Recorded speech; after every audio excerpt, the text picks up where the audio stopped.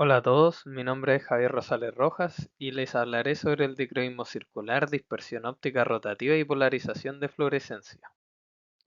Para comenzar con el capítulo tenemos que la mayoría de las moléculas biológicas poseen asimetría molecular. Esto quiere decir que su imagen especular no son idénticas, es decir, que son moléculas quirales.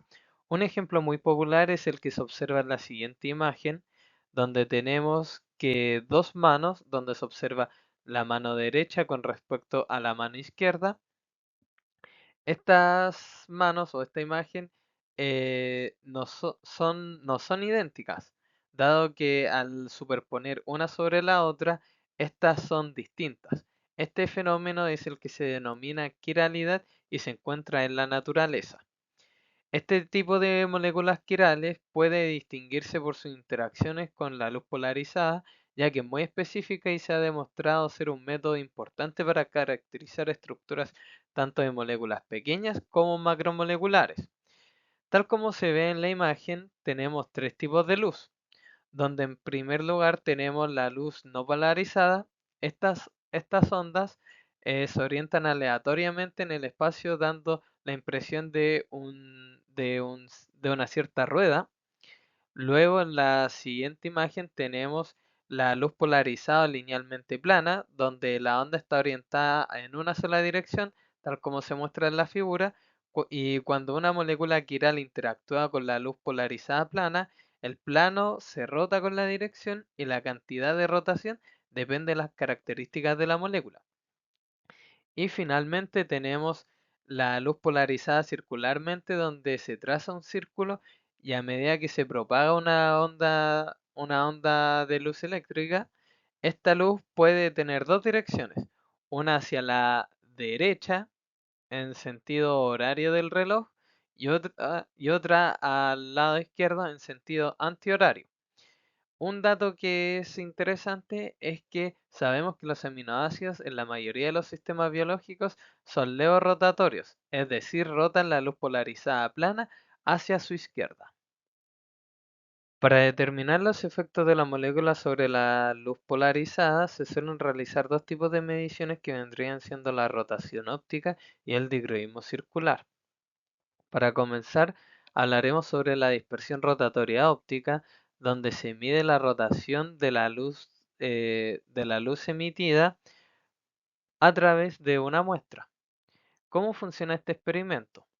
Una haz de luz polarizada linealmente atraviesa la muestra, como se observa aquí, y esta muestra va a rotar en un plano de polarización debido a la diferencia en el índice de refracción para la luz polarizada circularmente hacia la izquierda o hacia la derecha. Mientras que finalmente acá ya cuando cerca del detector tenemos un analizador que va a girar hasta que la intensidad de la luz emergente es mínima y el ángulo de rotación del analizador corresponde al ángulo de rotación causado por la muestra, donde en valores positivos vamos a estar en presencia de una rotación en sentido horario, mientras que un ángulo de rotación negativo vamos a estar en presencia de un giro antihorario.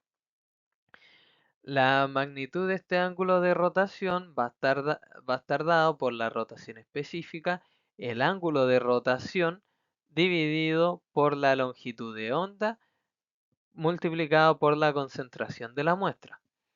Generalmente esta concentración de rotación específica va a estar asociado a esta concentración phi, donde esto es igual a 100 por el ángulo de rotación dividido por L, que corresponde a la longitud del camino en centímetros, y M va a corresponder a la concentración de mol por litros.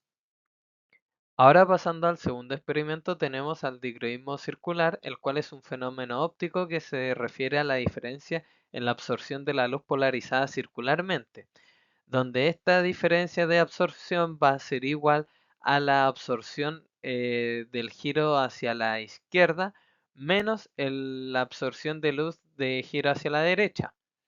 Acá algo importante que hay que destacar, que el digroísmo circular es solo medible en longitudes de onda donde la muestra de absorción de luz es distinta a cero. Caso distinto que el que ocurre en ORD, donde se miden grandes rotaciones, tanto en las regiones donde existe absorbancia de luz, hasta en donde la absorbancia es cero. El digroísmo circular surge porque no solo se produce un cambio de fase, sino que también hay una disminución diferencial en la amplitud de la luz polarizada circularmente hacia la derecha y hacia la izquierda, el cual tiene el nombre de polarización elíptica. Y al igual que como ocurre con la rotación óptica, el digroísmo circular puede ser positivo o negativo, y este va a estar dado por un coeficiente de extinción diferencial que va a estar dado entre el coeficiente de extinción diferencial hacia la izquierda menos es hacia el de la derecha, que va a ser igual al término que tenemos aquí en la izquierda, en la derecha. Si bien sabemos que el digroísmo circular está dado por el coeficiente de extinción diferencial, este a su vez tiene una estrecha relación con la epticidad, que está denotado por el ángulo θ, que a su vez también representa la lepticidad molar. Entonces, el coeficiente de extinción diferencial y la rotación específica están relacionados por la siguiente fórmula, donde este valor numérico está dado por la ley de Verlander. Dado que el ORD y el CD siguen el mismo fenómeno físico, el efecto de la asimetría molecular sobre la luz polarizada, estas dos medidas no son independientes. ¿Qué quiere decir esto? Que si se conoce la rotación óptica, es decir, el ORD, también se puede calcular el digroísmo circular y viceversa. Luego ya de haber conocido la definición de los dos fenómenos de los que hemos estado hablando, ahora hablaremos sobre estos mismos, sobre el ORD y el CD, pero asociado a las proteínas. Inicialmente se creía que la suma individual de la actividad óptica de cada aminoácido sería igual a la actividad óptica de la proteína, pero este es un pensamiento totalmente errado, dado que la suma de actividad óptica de los aminoácidos suele ser muy pequeña en relación a la actividad óptica medida de una proteína. Los espectros ORD y CD de muchas cadenas homopolipeptídicas diferentes se han determinado en condiciones experimentales en que las estructuras son conocidas. Estas estructuras están dadas por los random coil, los alfa hélice y las láminas betas, donde sabemos que las alfa hélice y las láminas betas están estabilizadas por el enlace de hidrógeno, mientras que los random coil se consiguen como una disposición aleatoria del esqueleto. El siguiente experimento nos puede demostrar que estas estructuras tienen distintos valores, donde tenemos que la alfa hélice tiene un doblete negativo en 208 nanómetros, y también tenemos el segundo pico en 222 nanómetros y un pico positivo de 190 nanómetros. Las láminas betas tenemos valores más pequeños con un mínimo aproximado de 218 nanómetros, y finalmente tenemos una señal mucho más débil con los random coil de aproximadamente 200 nanómetros. Del experimento visto anteriormente, se plantea lo siguiente. Si tenemos que las estructuras están dadas por láminas beta, alfa hélice y random coil, y estas tienen propiedades ópticas conocidas, se debería ser posible desarrollar algoritmos para desconvolucionar los espectros ORD y CD de una proteína determinada. Pero, ¿qué sucede con esto? Que los espectros ORD y CD de las tres estructuras diferentes son aditivos. Es decir, la presencia de una estructura no influye en las contribuciones de otra estructura. A menudo se encuentra una concordancia razonable entre las estructuras calculadas y las estructuras reales, pero los cálculos no son cuantitativos por varias razones. La primera es que las propiedades ópticas de los homopolímeros no son predictores precisos de las propiedades ópticas de las proteínas. Segundo, tenemos que las estructuras de las proteínas no son tan simples como para sus dominios puedan describirse mediante las tres estructuras relativamente simples supuestas para los algoritmos.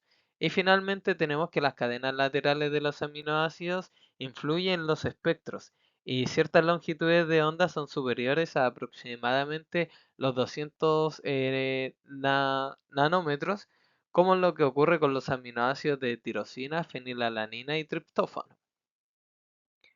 Ahora hablando de los mismos fenómenos ORD y CD, pero esta vez asociados a ácidos nucleicos, tenemos que las bases de los ácidos nucleicos no son intrínsecamente activas ópticamente. Sin embargo, los azúcares son ópticamente activos y pueden inducir actividad óptica en las bases.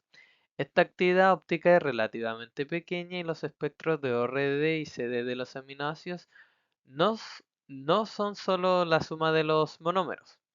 CD y ORD son muy buenos indicadores de estructura secundaria y es el método elegido para seguir los cambios de estructura secundaria.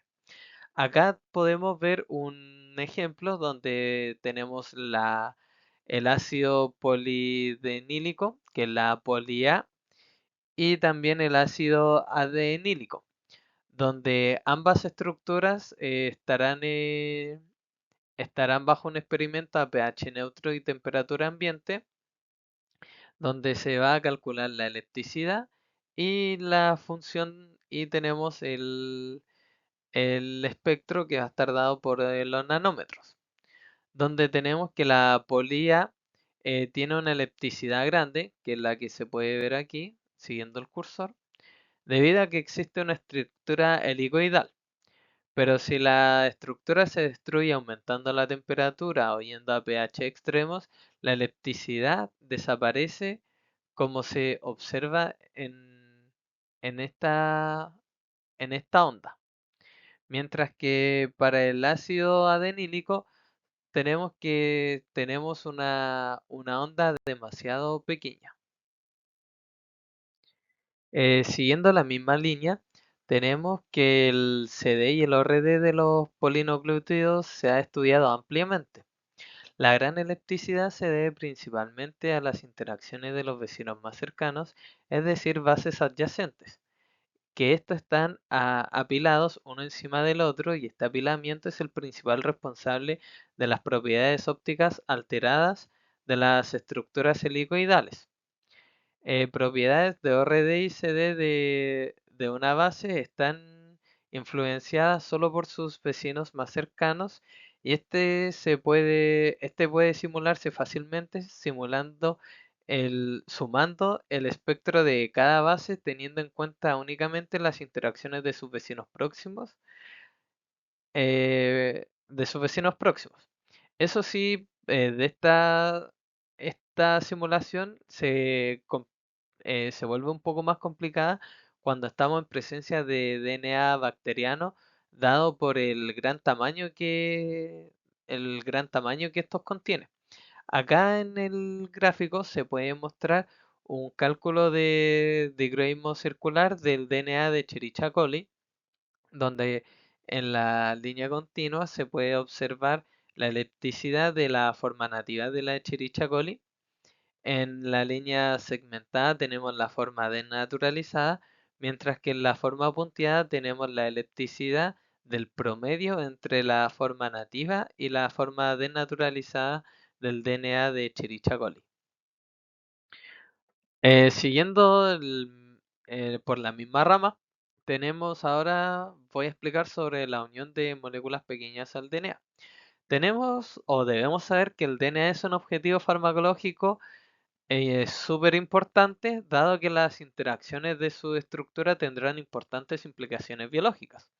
El fosfato cargado negativamente, que si bien recuerdan cuando respondí la pregunta eh, y hablé sobre la polimerasa, se encuentra por este lugar aproximadamente. En ese lugar se pueden unir moléculas pequeñas mediante interacciones electrostáticas. Y los principales sitios de unión de los fármacos en el DNA son en el surco mayor y menor de la estructura de la doble hélice y la intercalación entre las bases. Para entender un poco cómo funciona todo esto, tenemos acá un experimento donde en su mayoría siempre se utilizan fármacos que contienen anillos aromáticos. Y en el ejemplo que vamos a ver ahora, tenemos que la dicha unión consideraremos la interacción del DNA con la naranja de acridina, donde tenemos que la acridina no es ópticamente activo por sí mismo, pero sí al unirse al ADN induce actividad óptica en la molécula. Entonces acá tenemos el CD, tenemos el cálculo de CD, que va a estar dado por la concentración de la acridina dividido por la concentración del DNA. Entonces acá en el gráfico, cuando nos encontramos con valores negativos de CD, esto quiere decir que tenemos una mayor concentración de DNA que concentración de la naranja de acridina. Pero ¿qué sucede cuando aumenta la concentración de la naranja acridina? Empezamos a obtener valores de CD mucho más altos. ¿Qué quiere decir esto? Que a bajas concentraciones de acridina, la unión inducida por la intercalación entre las bases con estructura del anillo de la naranja de la acridina es paralela a las bases. Y cuando la concentración de la acridina aumenta, es decir, tenemos valores positivos, tenemos que la acridina, el anillo, genera una unión al surco. Entonces, a modo de conclusión, tenemos que las señales de SD aumentan a mayores concentraciones de colorante debido a las interacciones entre los niveles de energía electrónica de las moléculas de colorantes unidas. Bueno, pasando a un tema totalmente distinto al que vimos anteriormente, ahora hablaremos sobre el plegamiento de las proteínas. Y como hemos estado viendo a lo largo del curso, comprender la estructura de las proteínas en términos moleculares es un objetivo fundamental en la bioquímica. Entonces, como estamos hablando del dicroísmo circular y del ORD, le daremos un enfoque para estudiar el plegamiento y desplegamiento de las proteínas, dado que esto nos va a ayudar a comprender que estos procesos proporcionan una mejor comprensión para la estructura de las proteínas. El dicroísmo circular y el ORD son herramientas particularmente útiles para el estudio del plegamiento y desplegamiento de las proteínas, dado que estos son extremadamente sensibles a la estructura secundaria y terciaria de las proteínas. Entonces, cuando se observan grandes cambios en los espectros, tendremos como resultado el proceso de plegamiento de las proteínas. Para entender un poco el plegamiento de las proteínas, hablaremos sobre una vieja conocida, sobre la ribonucleasa P, la cual es un catalizador del ácido ribonucleico, el ARN, donde la actividad especificidad se verá reforzada por la unión del ARN catalítico a una proteína, y la proteína es esencial para la catálisis en vivo. Acá tenemos un experimento donde se calculará el CD, el dicroísmo circular, donde, donde tenemos dos ejemplos. En la letra A vamos a tener una concentración de iones de sulfato a 20 micromolar y en el B vamos a tener una concentración de iones de sulfato a 10 micromolar. Los circulitos, estos que se ven sin color, es cuando vamos a estar en presencia de sulfato, mientras que los cuadraditos negros va a ser cuando estemos en ausencia del sulfato. Lo mismo acá. Es importante destacar que estas concentraciones van a estar en una disolución de cocadilatos de sodio a 10 micromolar y a un pH 7. Entonces, cuando tenemos espectros lejanos, esto me va a permitir ver cuándo me va a dar información sobre las estructuras secundarias. Mientras cuando tenemos un espectro de luz ultravioleta cercano, vamos a tener me va a proporcionar información sobre el entorno eléctrico de los residuos de tirosina. Entonces, ¿qué podemos ver en las gráficas? ¿Qué podemos destacar? Que cuando comienza el cálculo del digroísmo circular, tenemos que cuando estamos en presencia del sulfato de ion y cuando estamos en ausencia, estos tienen una distinta conformación, pero a medida que avanza la reacción, tenemos que el sulfato de, los iones de sulfato me van a ayudar a obtener el plegamiento de la proteína y en ambos casos va a ser similar, es decir, la proteína va a tener una estructura de alfa hélice o láminas betas. Mientras acá tenemos un resultado similar, pero recuerden que esta información está asociada al entorno eléctrico de los residuos de la tirosina. Siguiendo en el mismo capítulo, tenemos el plegamiento de las proteínas, pero un distinto experimento en el cual queremos demostrar que los distintos aniones van a presentar distintos plegamientos. Bueno, todos se van a plegar, pero en unos más rápidos que otros. ¿Qué quiere decir esto? Acá se pueden ver los distintos aniones que se están estudiando en el experimento, donde podemos observar que los aniones que tienen una mayor carga o una carga más negativa, se van a plegar mucho más rápido que los que poseen una menor carga o una carga que es más positiva. Esto quiere ayudar a ver la importancia que tienen los aniones en el plegamiento y desplegamiento de las proteínas. Bueno, a partir del experimento anterior, debemos hacer una consideración antes, que cuando las proteínas se encuentran plegadas, es la única forma de que se pueda unir a un ligando. Entonces, acá nace la constante de equilibrio aparente, la cual es una relación entre la proteína denaturalizada y la proteína plegada, donde puede obtenerse directamente de los datos de la figura anterior. Para poder calcular la CAP, tenemos que esta es la unidad cuando el cambio del digroísmo circular es la mitad del cambio total. Y esto se da por la siguiente ecuación, donde vamos a tener los valores de teta, valores absolutos del digroísmo circular para el ligando, menos los valores del digroísmo circular para la proteína desnaturalizada, esto dividido para los valores de la proteína plegada menos los del ligando. Entonces, ¿qué pasa si estamos en presencia de una reacción? ¿Cómo podemos hacer este cálculo? Este se da, acá tenemos el ejemplo, donde se supone que el ligando se une a dos sitios independientes y equivalentes. El mecanismo de plegamiento se puede escribir de la siguiente forma, donde tenemos una proteína desplegada y queremos pasar a la proteína plegada más dos ligandos. Esta reacción va a tener asociada una constante de formación o de plegamiento y donde después que tenemos la proteína plegada con los dos ligandos, vamos a tener primero que se une uno de los ligandos al sitio de unión de la proteína plegada. Esto va a tener una constante asociada. Y luego finalmente vamos a tener como resultado final la proteína plegada con los dos ligandos. Entonces, esta, esta reacción, para poder obtener la constante de equilibrio, se anota de la siguiente forma, donde podemos concluir que las mediciones del digroísmo circular son útiles para el seguimiento de las transiciones entre proteínas plegadas y no plegadas, y también que la unión del ligando al estado nativo convierte la proteína desnaturalizada a su estructura plegada.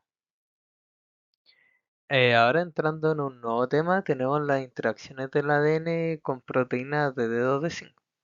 Para comenzar, explicaremos un poco la estructura de los dedos de zinc, donde tenemos que estos se encuentran en las proteínas que regulan la transcripción y consisten en un dedo formado por un bucle de la estructura beta con dos cisteínas y una alfa hélice con dos histidinas. Estos cuatro aminoácidos, las dos cisteínas y las dos histidinas, se coordinan fuertemente a un ion de zinc. y los factores de transcripción contienen múltiples dedos. La alfa hélice de cada dedo se une al surco mayor del ADN de doble hélice, regulando así la transcripción. Siguiendo con la interacción del ADN con proteínas de dedosing, tenemos que en el estudio mencionado se analizó un factor de transcripción que regula la expresión de la proteína metalotioneína en células de ratón y de humano. Este factor contiene 6 dedos de zinc que se unían a 3 iones de zinc fuertemente y otros 3 más débilmente. Los espectros del digroísmo circular ultravioleta lejano mostraron que la conformación de la proteína no cambiaba una vez que los 3 sitios de unión fuertes estaban ocupados por el zinc. Como resultado, se observó que al aumentar el número de dedos de zinc de 3 a 6 disminuía la electricidad negativa a aproximadamente 210 nanómetros. Simultáneamente aumentaba la electricidad positiva a 280 nanómetros. Este cambio no se debía a la proteína, sino a un cambio de la estructura del ADN. Específicamente se observó una transición de la forma B del ADN a la forma A. Luego de haber finalizado con hablar del digroísmo circular y de la dispersión óptica rotativa, comenzaremos con la polarización de la fluorescencia. Como, como introducción tenemos que el concepto de la luz polarizada podemos introducir un fenómeno interesante observado con la fluorescencia. ¿Qué quiere decir esto? Que si la luz utilizada para la excitación de la fluorescencia está polarizada, entonces la fluorescencia emitida suele estar también polarizada. Si la onda del campo eléctrico está orientada en el espacio, interactuará con el dipolo eléctrico de la molécula y esta interacción puede conducir a la absorción de energía y a la fluorescencia. La polarización de la luz emitida dependerá de la orientación relativa del campo eléctrico y del dipolo eléctrico, y de cuánto cambia durante el proceso de fluorescencia. Este, este proceso que les acabo de mencionar tiene el nombre de dipolo de transición. La polarización de fluorescencia se define como la polarización por P y paralela, la detección paralela del eje de polarización del polarizador de excitación, mientras que esta I perpendicular hace referencia a la detección perpendicular al eje de polarización del polarizador de excitación. Bueno, para seguir con el método de la polarización de fluorescencia, tenemos que se realizó un experimento donde se toman dos muestras. Para poder calcular la polarización, tenemos la siguiente fórmula donde vamos a tener una detección de los ejes paralelos y los ejes perpendiculares. Entonces, ¿qué sucede cuando tenemos un valor de polarización cero? Esto se atribuye que el valor de la intensidad paralela con la intensidad perpendicular van a tener el mismo valor. Entonces, ¿qué va a ocurrir? Que las moléculas giran rápidamente durante el tiempo en que tiene lugar la fluorescencia. Esto generalmente ocurre cuando estamos en presencia de moléculas pequeñas y la luz que emite la reacción va a ser una luz emitida no polarizada. Cuando tenemos un valor de polarización de 0,5, que es el valor máximo, tenemos que las moléculas no giran en el tiempo en el que tiene lugar la fluorescencia. ¿Qué está ocurriendo? ¿A qué se le atribuye esta reacción? Que se asocia a que las moléculas se están girando en un medio viscoso, donde les cuesta girar, entonces por eso que el giro no va a ser tan rápido y tan rápido como cuando las moléculas son más pequeñas. Y la luz de la reacción va a ser una luz polarizada. Entonces, ¿qué sucede cuando estamos en presencia de una polarización que puede obtener el valor mínimo o el valor máximo? Tenemos que la velocidad de rotación es comparable con el tiempo de fluorescencia. Y esta medida de polarización me va a dar información sobre el fluoróforo. Y la luz que se va a emitir va a ser una luz polarizada. Bueno, hasta el momento hemos hablado de polarización y de fluorescencia, pero ¿qué relación tiene esto con las macromoléculas? Tenemos que la dependencia de la polarización con el tiempo brindan información cuantitativa sobre las velocidades de rotación de las moléculas, lo que a su vez provee información sobre las estructuras y mecanismos biológicos. Generalmente los datos se analizan en términos de anisotropía en lugar de la polarización.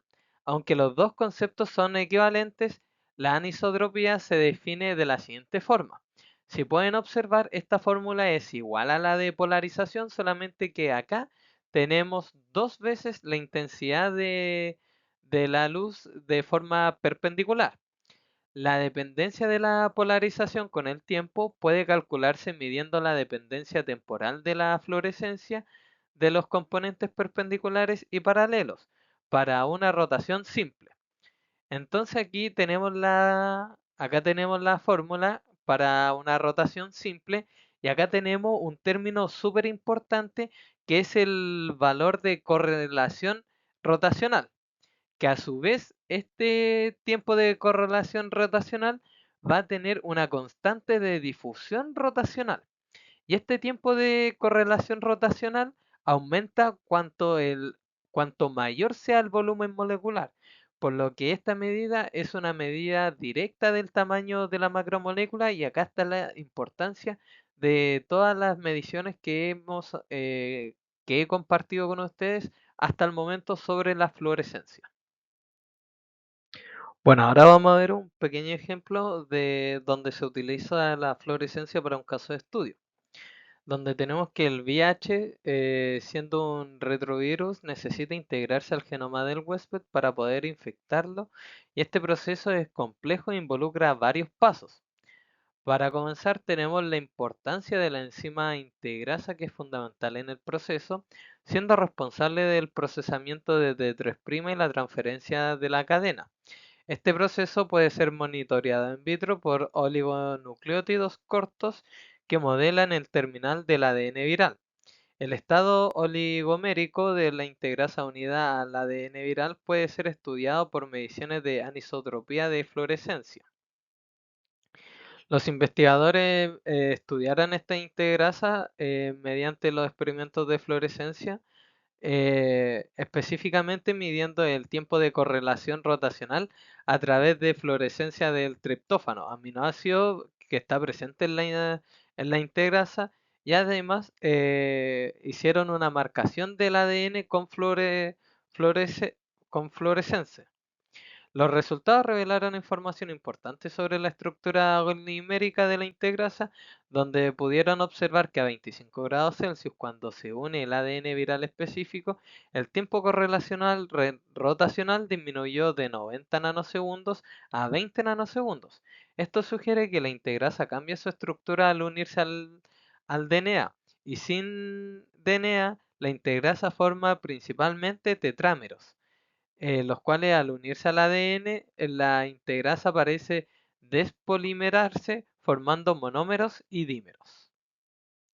Como último experimento o caso de estudio de fluorescencia tenemos el que se realizó al alfa-acetoglutarato deshidrogenasa. Este complejo alfa-acetoglutarato deshidrogenasa de Escherichia coli contiene tres enzimas que catalizan la reacción. El complejo multienzimático tiene un peso molecular de aproximadamente 2,5 por 10 elevado a 6 y contiene la primera enzima 12 copias, la segunda 24 copias y la tercera enzima contiene 12 copias. Los intermediarios de la secuencia de reacción están unidos a la lipoamida, es decir, el ácido lipoico unido covalentemente a la lisina a través de un enlace de amida. Según el mecanismo propuesto, los intermediarios enlazados a la forma reducida del ácido lipoico se mueven entre los sitios activos de las tres enzimas. Bueno, a partir de lo último que se dijo en la diapositiva anterior, que se plantearon unas suposiciones, nacieron dos preguntas que se responden con dos métodos distintos. La primera pregunta es que ¿están los sitios activos de las enzimas lo suficientemente cerca como para que el ácido lipoico pueda moverse entre ellos? Entonces, a través de la metodología de transferencia de energía por resonancia y fluorescencia, se puede determinar que los sitios activos están a 3 nanómetros, aproximadamente el máximo de longitud del ácido lipoico. Entonces, como la pregunta anterior nos decía que el ácido lipoico se podía mover por las tres enzimas, la respuesta es sí. Esto se debe a por el tamaño que éste presenta. Luego, como segunda pregunta, que es la que aparece acá, tenemos que gira el ácido lipoico lo suficientemente rápido como para cumplir la función de transferencia postulada. Para poder dar respuesta a esta pregunta, se realizó un experimento de anisotropía, donde el primer gráfico me va a calcular la anisotropía y el segundo gráfico me va a dar el tiempo de la reacción, en donde en esta parte hay tres componentes de anisotropía, donde la primera componente está dada por, por un tiempo de por un tiempo de correlación rotacional muy largo y se debe a que la rotación en general del complejo multienzimático es de gran tamaño. Como segundo componente, tenemos que existe un tiempo de correlación rotacional aproximadamente de 25 nanosegundos y se debe a que la rotación local de la sonda fluorescente en un entorno, esta se realiza en un entorno hidrófobo. Y finalmente, como tercer componente, tenemos que hay un tiempo de correlación rotacional de aproximadamente 350 nanosegundos atribuida a la rotación del ácido lipoico entre los sitios catalíticos. Y este componente no aparece si la enzima a la que está unido el ácido lipoico se separa de las otras enzimas. Entonces, ¿qué podemos nosotros determinar del experimento? Es que los experimentos arrojan que se establece una velocidad de rotación que es lo suficientemente rápida para sustentar la tasa catalítica observada, dado que esto es de aproximadamente 130 segundos, elevado a -1. Entonces, ¿qué podemos decir? Que no se puede determinar con certeza si el proceso limitante de la velocidad es la rotación real o la disociación de la sonda de uno de los sitios catalíticos. Eso ha sido todo. Esa ha sido la presentación. Muchas gracias por su atención. Cualquier duda, el 16 de abril.